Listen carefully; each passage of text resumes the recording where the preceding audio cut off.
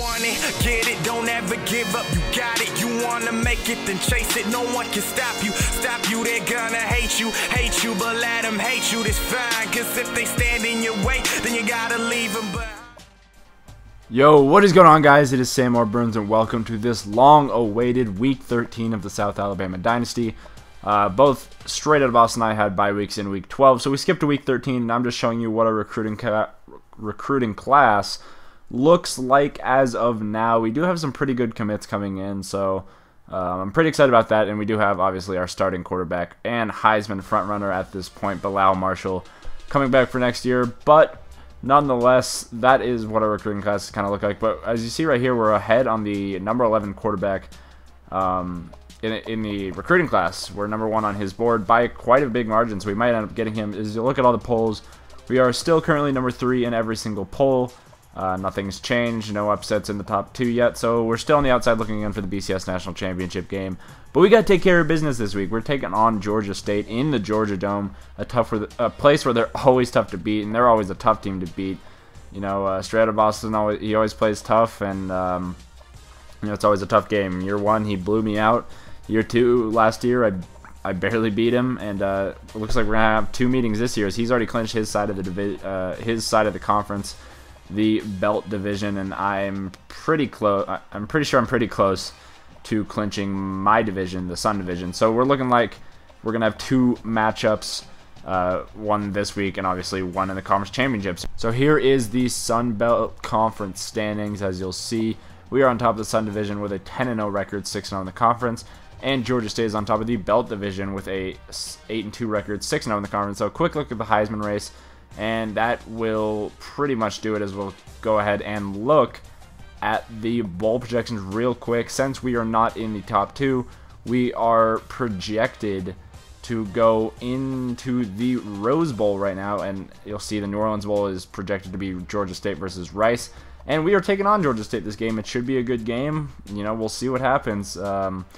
The series is evened up 1-1, so we will definitely see what happens, as we're going to go ahead and get into this game. First drive for South Alabama, 2nd down and 13. Bilal Marshall on the left side is going to find Matt Harris on the curl route, and that is a 12-yard reception for Matt Harris. Bring up a 3rd down and inches, and now later on the drive, 2nd down and 10. Marshall back to pass, this time on the curl route. On the right side, it's Kyle Clifford, and the Jaguars are moving the ball here. 15-yard reception right there for Kyle Clifford on his first catch on the day. Now 1st down and 10. Bilal Marshall handing off to Jay Jones on the left side. He cuts back, and he's going to go ahead and get 10 yards right there. Jay Jones is quietly making himself a Heisman candidate once again. He was a preseason Heisman candidate, but he's quietly doing it again. And here, 2nd down and 3. Speaking of Heisman candidates, the Heisman frontrunner Bilal Marshall is going to go ahead and scramble down inside the 5-yard line, a 24-yard run right there to set up a 1st and goal. And now on 2nd and goal, Bilal Marshall would be injured for a little bit, so Trey Fettner comes in, and he's going to swing this screen pass over to Jay Jones, who's going to get in the end zone for the 4-yard touchdown,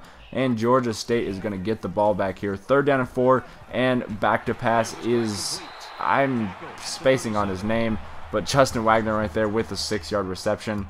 Now Ben McClain, that's his name. Here we go in the shotgun. He's going to hand off to Kyler Neal up the middle, and Kyler Neal is really making a case here for first team All-American, maybe even, you know, to overtake what's my running back's name? You know, Jay Jones as the best running back in the conference. He's having a very good year. I believe coming into this game they had the exact same amount of yardage. As you'll see, Ross Jackson does a somersault in midair as he is hit trying to catch that ball, and he does hang on. So 3rd down and 8 now, and here we go. Ben McClain firing on the right side. He finds Paul Walker for the 12-yard reception.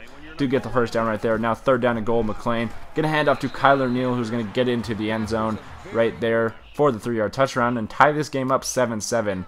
And now after a 3-and-out from the Jaguars, Kyler Neal's taking this one up the middle for a 11-yard gain, and that is going to be a 1st down for the Georgia State Panthers. But they would have to punt, and they would pin us deep. 3rd down and 4. Marshall is back to pass, and he will go ahead and find Kyle Clifford out around the 20-yard line. That's a 13-yard reception for Kyle Clifford. But here we go, 1st down and 10, 2:16 remaining. Marshall is going to find Matt Harris right there on the right sideline. and that is a 17-yard reception for Matt Harris. His second catch of the day gives him 29 yards, and he is only a junior. He will be coming back for 1 year, most likely, unless he decides to declare for the NFL draft. So we will be having our top receivers back once again next year, along with our starting quarterback. So it's kind of getting into that time. Not necessarily we're evaluating talent, just seeing who we have returning and whatnot. And here we go on 1st and 10, the fake screen wheel, and it's Dejan Funderbunk down inside the 5-yard line with a minute 45 remaining, a 35-yard reception. Now here with a minute remaining, 2nd down and goal. Marshall's going to keep this one on the read option, and he's going to get in the end zone for the touchdown here, and that makes it 14-7 Jaguars with about a minute remaining in the first half. And Ben McClain and the Georgia State Panthers now have the ball. Here we go, McClain firing on the right side. He's going to find his receiver right there. That is Paul Walker with the 19-yard gain. And now McClain back to pass once again, and he is hit as he throws, but he finds a man deep, and that is Tyshawn Clemens right there with a big 24-yard reception. And now 3rd down and inches here for Georgia State. 20 seconds remaining. McClain on the left side, and he is going to find Ross Jackson. No, that's Justin Wagner, excuse me, for the 22-yard touchdown, and that would be your score heading into halftime, 14-14, all tied up here in this battle, really for the lead in the conference, heading into the conference championship game. And now in the second half, Ben McClain is scrambling right there and sliding down for a 7-yard gain. Now 1st down and 10 for Ben McClain in the shotgun. He is back to pass, and he will be firing on the corner route. He's got a man, and that is Rufus Warren, I believe, the big tight end, is going to get a big gain right there, enough for a 1st down. Now 3rd down and 2, McClain handing off to Kyler Neal up the middle, and he's going to barely get that 1st down. I didn't really think he got it, but I guess he did. So 5 minutes remaining now here in the 3rd quarter, still tied up at 14. 1st and 10 for Ben McClain, firing on the curl route for Ross Jackson, and some bad tackling right there by Fuller and whoever that quarterback was. I think it was Earl. Some bad tackling right there leads to a Georgia State touchdown, and we are on major upset alert right now. Down 7.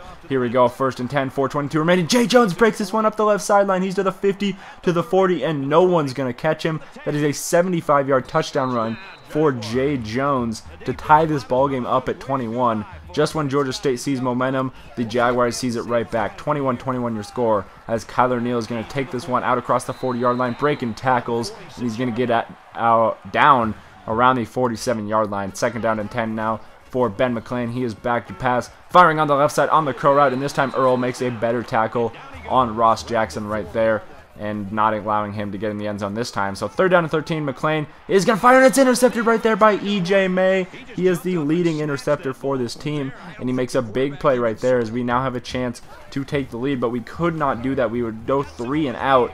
And so on 2nd and 8 with the 3rd quarter winding down, Ben McClain is going to get out across midfield. And this ball game is tied up at 21 heading into the 4th quarter. Looks like it's going to be another exciting finish just like last year. And here we go, Kyler Neal, 1st and 10, 7:43 remaining. He breaks the tackle, he's down to the 10-yard line, can't stay up. 1st down and 10 though from the 10-yard line. And here we go, 3rd down and 12 now. McClain back to pass, firing over the middle, and he finds a guy that I'm not sure who that is. I think that is... I think that's Tyshawn Clemens. Not sure, but 28-21 is your score, 6:53 remaining. And here we go on the ensuing kickoff, kicking to the reigning returner of the year, Kyle Clifford, 7 yards deep in the end zone. He's going to take this one out. He's out to the 10. He is out across the 20, to the 30. He's out across the 35, 40. He's got some blockers. He's out across the 40, and no one is going to catch Kyle Clifford. 10-5, touchdown Jaguars, 107 yards, I believe that was. Just huge kick return right there for Kyle Clifford, and especially in the moment, that was a clutch kick return. But here we go, Georgia State getting the ball back. Kyler Neal going up the middle for a huge gain right there. With 6:30 remaining, Georgia State is on a drive, trying to wind down some clock to give Bilal Marshall and the Jaguars a little time left if they do end up scoring. And here we go, Ross Jackson spinning down to the 30-yard line with 6 minutes remaining.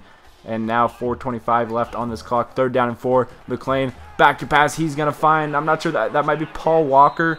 And he is into the end zone for the touchdown. And another touchdown pass for Ben McClain. So 3:49 remaining. 2nd down and 7. Marshall back to pass. He's firing on the right side. That is Dejan Funderbunk with the catch on the bubble screen. That is a big catch right there for Dejan, and now on 1st down and 10. 3:36 remaining. Jay Jones up the middle. He's got some space, and he's tackled at midfield with 3:30 remaining, and the Jaguars are driving. 1st down and 10, but now here we go on 4th and 4. Marshall back to pass, and he gets it in there to Matt Harris, and he is down to the 30-yard line. Matt Harris with a big catch with 1:40 remaining. And the Jaguars are trying to wind down some clock to not give the Panthers any time to try to get a quick score to win this game, as Marshall is going to find Shavarius Smith down around the 11-yard line on 1st down and 10, and now on 4th and 3. Marshall is going to the end zone. He's got a man, and it's caught. No, he drops it. Matt Harris drops it. Georgia State upsets the number 3 team in the country. South Alabama is perfect no more, dropping to 10-1 on the season and 6-1 in the conference. It was a great game, guys. I hope you enjoyed, and I'll see you guys next time. Peace.